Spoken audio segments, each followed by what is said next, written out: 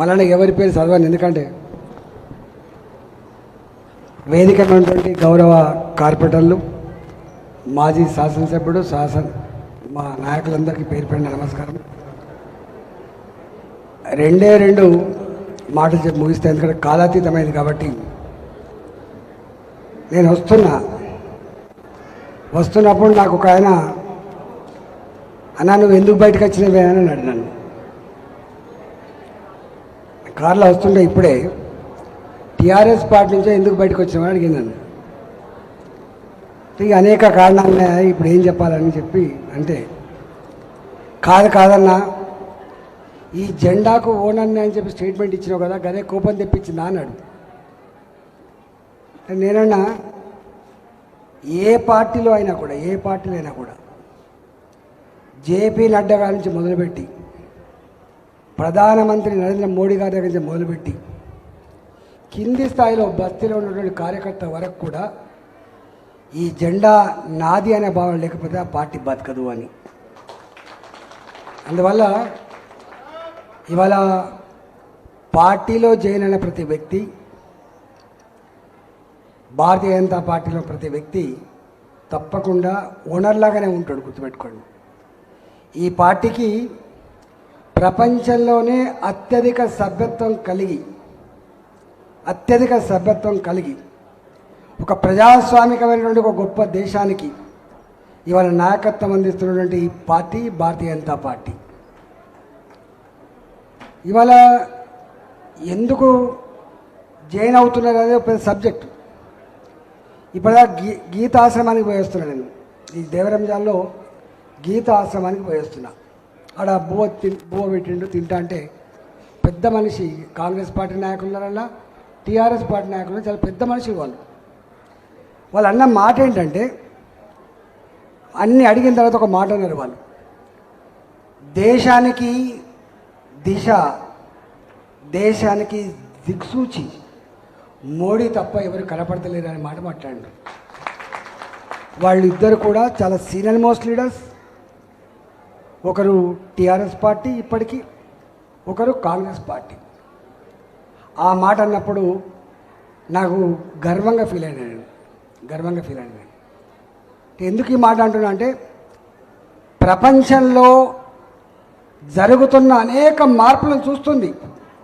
ఒకప్పటి లెక్క ఏ రాష్ట్రంలో ఏమవుతుందో తెలియకపోవు, ఏ జిల్లాలో ఏమవుతుందో తెలియకపోవు. కానీ ఇవాళ ప్రపంచంలో ఏ దేశంలో ఏ మూలన ఏం జరుగుతుందో క్షణాల మీద తెలుసుకోగలిగేటువంటి పరిజ్ఞానం ఇవాళ నీ చేతిలో ఉన్న సెల్ ఫోన్లో ఉంది. అందుకనే ప్రపంచ పరిణామక్రమ గమనాన్ని చదువుకున్న వాళ్ళు మాత్రమే కాదు, మేధావులు మాత్రమే కాదు, సామాన్య ప్రజలు కూడా తెలుసుకునేటువంటి సత్తా సంతరించుకున్నారు అని. మన మహాభారత యుద్ధంలో ధృతరాష్ట్రుడికి యుద్ధ భూమిలో ఏమవుతుందో చెప్పమని ఎవరిని కోరేది? విదురుని కోరేది. సంజయుని కోరేది. అంటే సంజయుడు మాత్రమే ప్రపంచంలో ఎక్కడ ఏం జరుగుతుందో తెలుసుకోగలిగే శక్తి, జ్ఞానాన్ని సంతరించుకున్నాడు సంజయుడు. కానీ ఇవాళ ప్రతి ఒక్కడు సంజయుడే. ప్రపంచంలో ప్రతి ఒక్కడు సంజయుడే ఇవాళ.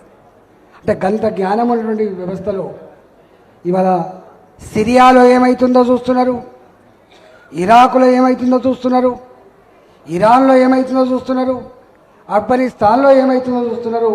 నిన్న మొన్నటి వరకు మన చేత బతికినటువంటి ఈ పక్కకున్న బంగ్లాదేశ్ ఏమైతే చూస్తున్నారు. కాబట్టి ఆ ప్రపంచంలో జరుగుతున్న నరమేధం, ప్రపంచంలో జరుగుతున్నటువంటి డిస్ట్రక్షన్ చూసిన తర్వాత 140 కోట్ల ప్రజలున్నటువంటి ఒక గొప్ప ప్రజాస్వామిక దేశంలో ఇవాళ ఇంత ప్రశాంతంగా ఇంత గొప్పగా ఉండడానికి కారణం భారతీయ జనతా పార్టీ, దాని నాయకుడు నరేంద్ర మోడీ అనే విషయం ఇవాళ అర్థమైపోతుంది. కాబట్టి చాలామంది ఏమంటున్నారు, మన హర్యానాలో గెలిచింది, ఇట్లా గెలిచినాం అట్లా గెలిచినాం అని రకరకాల ప్రవచనాలు చేస్తూ ఉన్నారు. మహారాష్ట్రలో కూడా గెలవడానికి ఈ కారణాలను చెప్తున్నారు. కానీ నాకు తెలిసి హర్యానాలో గెలిచిన మహారాష్ట్రలో గెలిచినా ఒకటే భారత జాతి ఒక అభిప్రాయానికి వచ్చింది. మొన్న జరిగిన పార్లమెంట్ ఎన్నికల్లో సంపూర్ణమైన మెజార్టీ ఇవ్వకపోవడం వల్ల పార్లమెంట్లో ఏం జరుగుతుందో ప్రజలందరూ కూడా చూస్తూ ఉన్నారు. అయ్యో మోడీ గారికి ఇచ్చిన అధికారం కానీ ఇంకొక శక్తివంతమైన అధికారం ఇస్తే బాగుండు అనేటువంటి భావన ఇవాళ నాలో కాదు, బస్తీలలో ఉన్నటువంటి సామాన్య జనులు కూడా చర్చ జరుగుతూ ఉంది. ఎక్కడో మిస్టేక్ జరిగింది, ఎక్కడో తప్పు జరిగింది, మోడీ గారికి కొంచెం మెజార్టీ ఇవ్వాల్సి ఉండే, ఇస్తే ఈ దేశం మరింత సుభిక్షంగా ఉండే ఆస్కారం ఉన్నటువంటి భావన ఉంది. కాబట్టి మొన్న పార్లమెంట్లో జరిగిన ఎన్నికల్లో ఇవాళ మనకు వచ్చిన రిజల్ట్ తర్వాత ప్రజలలో వచ్చిన మార్పుకు సంకేతం, మార్పుకు సూచి హర్యానా, మహారాష్ట్ర ఇవాళ గుర్తుపెట్టుకో. ఇవాళ చాలామంది అంటున్న భావన ఏంటంటే మోడీ గారు ఆయురారోగ్యాలతో ఉండి మరింత కాలం ఈ దేశాన్ని నాయకత్వం వహించాలనే భావన కనపడతాం. వారి గురించి చెప్పాలంటే ఒక గంట చెప్పినా ఉడవదిగా, వారి గురించి చెప్పాలంటే ఎన్నెన్ని గంటలు చెప్పినా ఉడిచే ప్రసక్తి లేదు. కాబట్టి కానీ ఒక్కటి మాత్రం సత్యం ఏంటంటే ఇవాళ భారత జాతి ఈ భారత మాత ముద్దు బిడ్డలు ప్రపంచంలో ఏ దేశంలో ఏ మూలకు జీవించినా కూడా ఒకనాడు చెప్పుకోవడానికి సంకోచించే భారత జాతి ఇవాళ నేను భారతీయునని చెప్పి గల్లెగిరేసి చెప్పుకోగలిగేటువంటి స్థాయికి పెంచిన ఘనత నరేంద్ర మోడీ గారిది మాత్రమే. ఆ ఘనత ఆయనకే దక్కింది. కరోనా కష్టకాలంలో ప్రపంచ ఆర్థిక వ్యవస్థ తిరోగమనంలో ఉంటే భారత ఆర్థిక వ్యవస్థ అంత గొప్పగా పురోగమించకపోయినప్పటికీ కూడా తిరోగమనాన్ని అధిగమించి ఇవాళ ప్రపంచంలో అన్ని దేశాల కంటే కూడా ఇవాళ ఆర్థికంగా వేగంగా అభివృద్ధి చెందుతున్న దేశం భారతదేశంగా నమోదు కాబడ్డది. ఇవాళ 2014 పూర్వం 11వ ఆర్థిక వ్యవస్థగా ఉన్న భారత్ 10 సంవత్సరాల మోడీ గారి పాలనలో 5వ ఆర్థిక వ్యవస్థగా ఎదిగింది. కరోనా కష్టకాలంలో ఉండి కూడా ఒకవేళ కరోనా కష్టకాలం రాకపోయి ఉంటే ఇవాళ 4వ స్థానమో 3వ స్థానంలో ఉండేటువంటి ఆస్కారం ఉండే భారత ఆర్థిక వ్యవస్థ. ఇవాళ మోడీ గారి సంకల్పం, మోడీ గారి ఆశయం రేపు భారత ఆర్థిక వ్యవస్థ 3వ ఆర్థిక అతిపెద్ద వ్యవస్థగా ఉండాలి.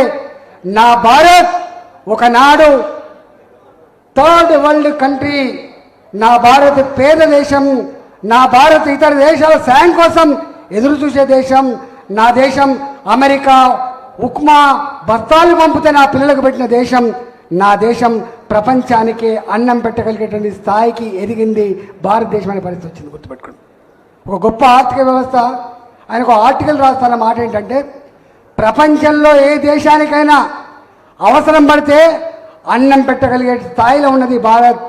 కానీ భారత్కి ఏదైనా ఆపదస్తే ఆదుకోగలిగేటువంటి శక్తి ఏ దేశం లేదని చెప్పిండు ఆ ఆర్థిక వ్యవస్థ ఈ మధ్యకాలంలో. అందువల్ల మోడీ గారు ఏదో సోషల్ మీడియా లేదా బాయ్ చెప్పి ఉపన్యాసం ఇస్తే కాదు, ఒళ్ళు వంచి పనిచేసి భారత జాతి హృదయాల్లో ఇవాళ దేశ ప్రగతిని అనే దాన్ని ముద్ర వేసి ఇవాళ స్థానం సంపాదించుకున్నప్పుడు బిడ్డ నరేంద్ర మోడీ గారు. కాబట్టి రేపటి భవిష్యత్తు దేశంలో మోడీ గారిది మాత్రమే.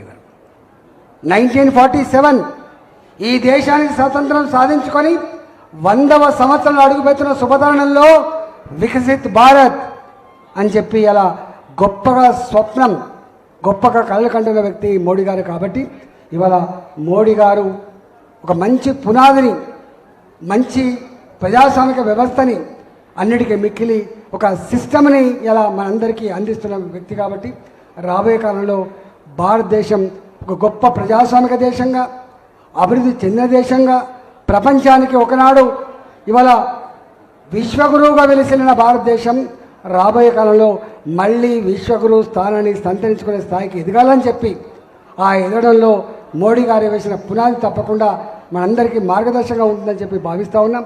రేపు మనకు ఇంతకుముందు రామచంద్రరావు గారు చెప్పినట్టుగా హైదరాబాద్లో 100%, ఇవాళ మొత్తం తెలంగాణలో బలంగా ఉన్నటువంటి ప్రాంతం మన జిహెచ్ఎంసీ ప్రాంతం.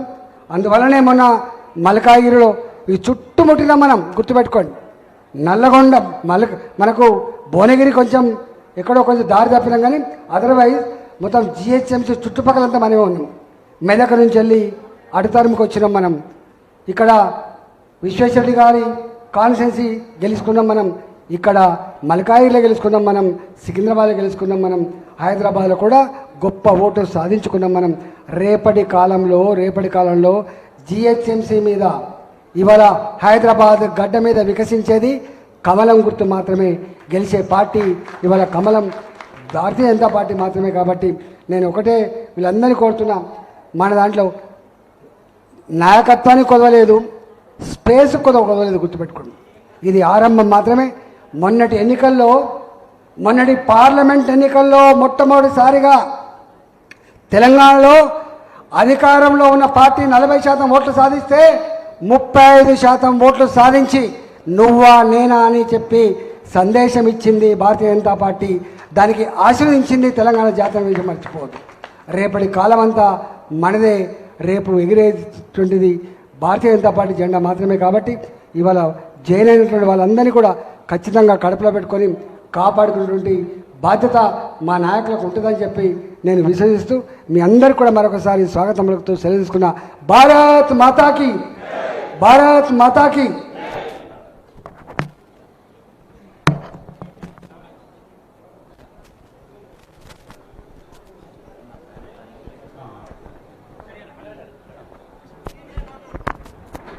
మన బ్యాంక్ కాలనీ సభ్యులు ఎంపీ ఇప్పుడు కార్యక్రమానికి వందన సమర్పణ మన డివిజన్ అధ్యక్షులు సత్యనారాయణ బాబు గారిని చేయవలసింది కోరుతున్నాం.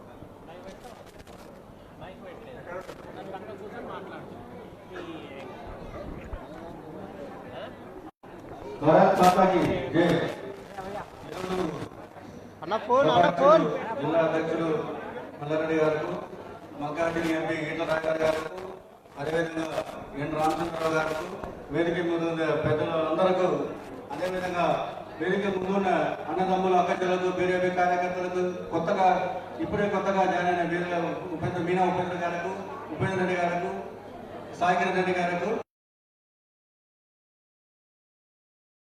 కార్యక్రమం ముగిస్తుంది. అదేవిధంగా భోజన కార్యక్రమం ఉంది, అందరూ భోజనం చేసి వెళ్ళాలని చేసినాం. భారత్ మాతాకి, భారత్ మాతాకి జై Sriram. Madam madam madam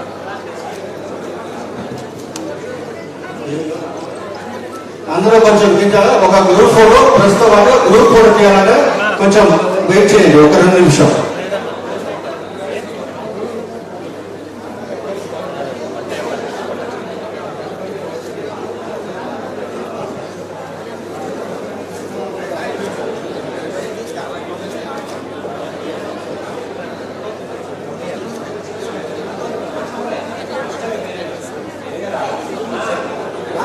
madam madam madam ఇక్కడ పైన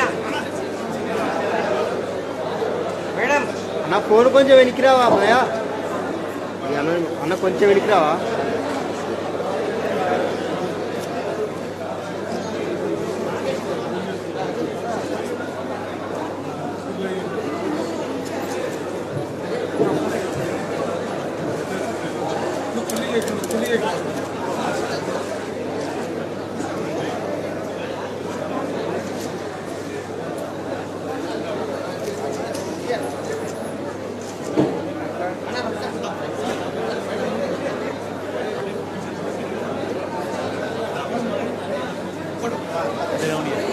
भैया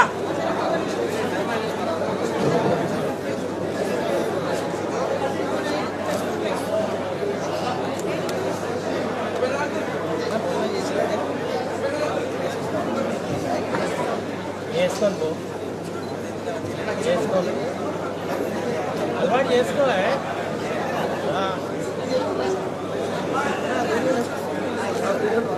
అది ఇక్కడ సరిగ్గా పెట్టుకుని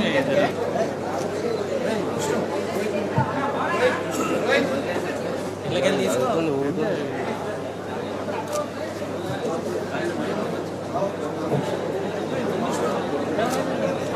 అన్న ముందుకు రమ్మని అన్న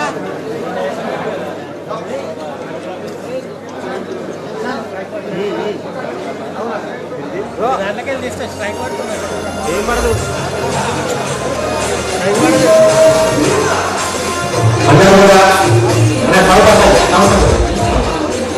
అందరూ కూడా భోజనం చేసి వెళ్ళాలి. డైనింగ్ హాల్లో భోజన వ్యవస్థ తయారైంది. అందరూ కూడా భోజనం చేసి వెళ్ళాల్సిందిగా, మీడియా మిత్రులను కూడా భోజనం చేసి వెళ్ళాల్సిందిగా కోరుతున్నాం.